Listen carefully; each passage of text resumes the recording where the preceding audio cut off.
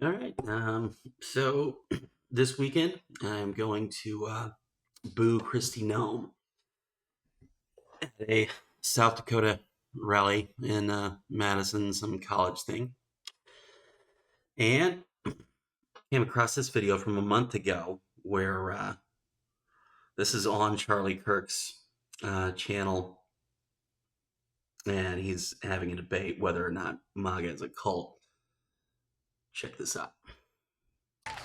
You could also argue the side that Fox News is the exact same thing, where they just regurgitate everything that the right media is saying, and people on the right will believe anything Fox News says. And I'm not defending CNN. I'm not saying the Democratic Party is perfect. I'm just saying that there is a movement of conservative people who support Trump who will do it no matter what.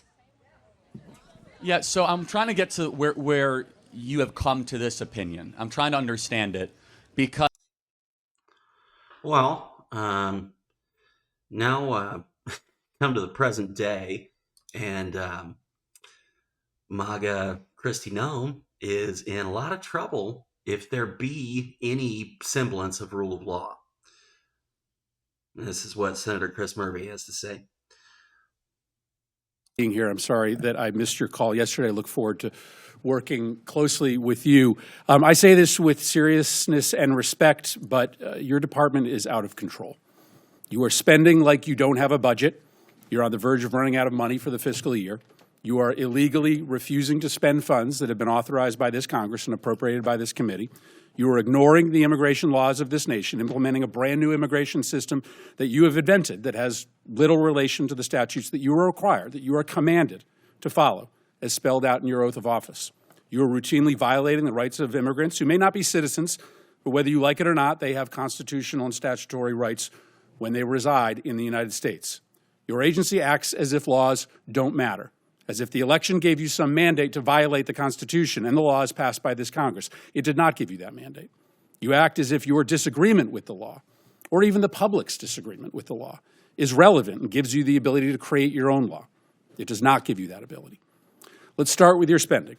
You are on track to trigger the Anti-Deficiency Act. That means you are going to spend more money than you have been allocated by Congress. This is a rare occurrence, and it is wildly illegal. Your agency will be broke by July, over 2 months before the end of the fiscal year. You may not think that Congress has provided enough money to ICE, but the Constitution and the federal law does not allow you to spend more money than you have been given or to invent money. And this obsession with spending at the border, as the chairwoman mentioned, has left the country unprotected elsewhere.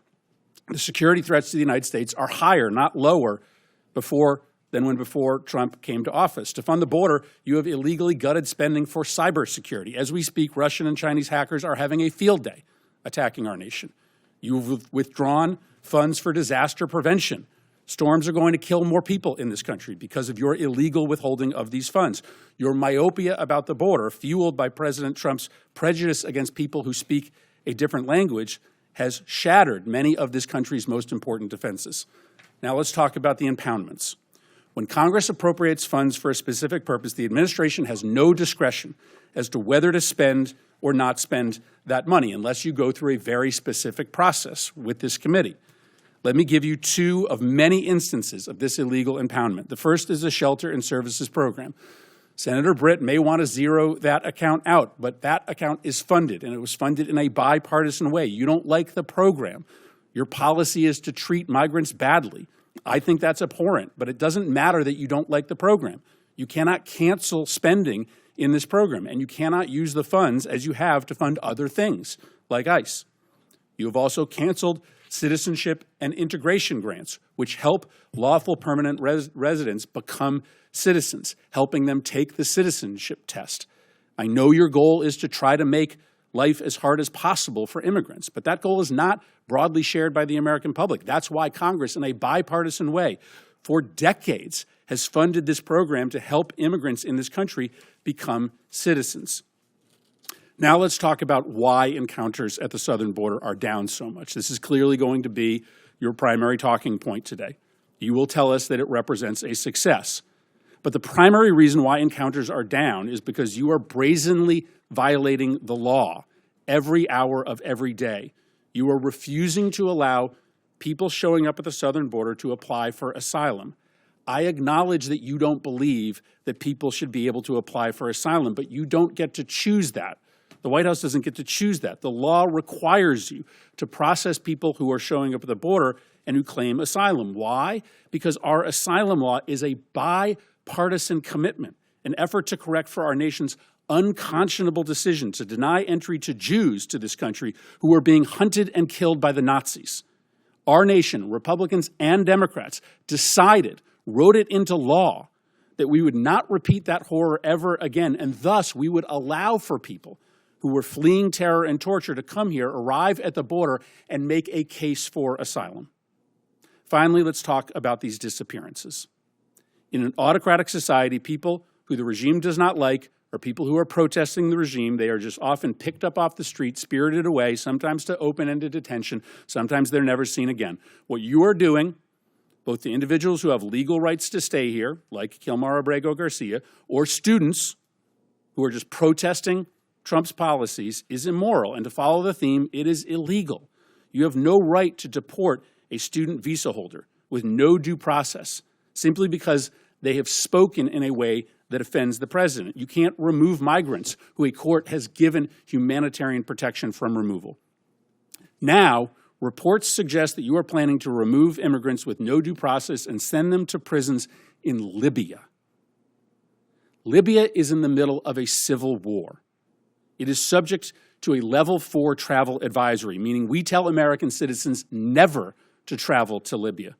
We don't have an embassy there because it is not safe for our diplomats. Sending migrants with pending asylum claims into a war zone just because it's cruel is so deeply disturbing. Listen, I understand that my Republican colleagues on this committee don't view the policy the way that I do. My Republican colleagues don't share my level of concern for the way that this administration treats immigrants. That's fine. But what I don't understand is why. Don't know that that's entirely true. I think the pressure's mounting. Why we don't have consensus in the Senate and on this committee on the decision by this administration to impound the spending that we have decided together to allocate in defense of this nation. We as an appropriations committee, we work interminable hours to write and pass a budget. This budget is really hard to write and pass. And so we make ourselves irrelevant when we allow the administration to ignore what we have decided. And then when we look the other way, when the administration rounds up immigrants who are here illegally and have committed no offenses worthy of detainment, we also do potential irreversible damage to the Constitution. These should not be partisan concerns, destroying the power of Congress, eroding individuals' constitutional rights. This should matter to both parties. Madam Secretary, thank you for being here, and I look forward to your testimony. So, yeah, thank you to Senator Chris Murphy for saying all of that needed to be said, and it was well said. If they try to take anybody to Libya, that's like an act of war. It's like a war crime, basically, and there's no guarantee that. There's no guarantee that the plane wouldn't be shot out of the sky. I mean, that's how stupid they are. Like flying into Libya, they could be shot at just doing that. So, but I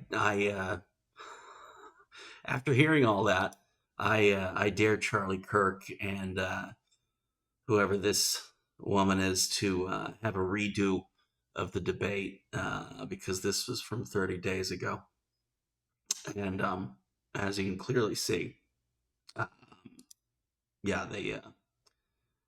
they will lie, they will cheat, they will do anything ostensibly for Trump, but I think it's just for themselves. Anyway, all right, and yeah, I'll follow up with the video from this weekend where I shall boo Kristi Noem. Thank you. And yes, please share and like and subscribe. Thanks.